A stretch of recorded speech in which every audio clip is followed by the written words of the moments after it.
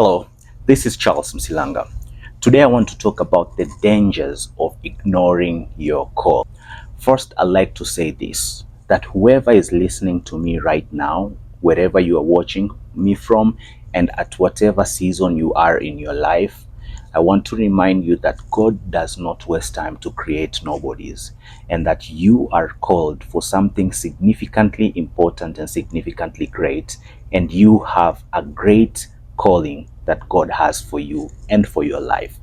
With that being said, I'd like to share with you three dangers that I believe will impact you significantly if you do not follow or operate in your calling in life. The first danger is spiritual stagnation.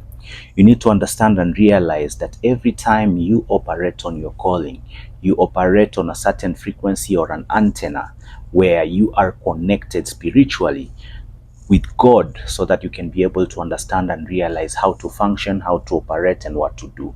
You see, when you know and you operate on your calling, there are things you will not do, which might not necessarily be bad things, but they will not be things that are in line or catalyze or facilitate your calling. There are places and people that you might not hang around with, not because those places or people are bad, but it's because they do not capitalize or help you as far as your calling is concerned. And this will make you to be in a place and a position whereby you are spiritually sharp. And if you do not follow your calling, you could be in a point of spiritual stagnation, which is not a good place to be at.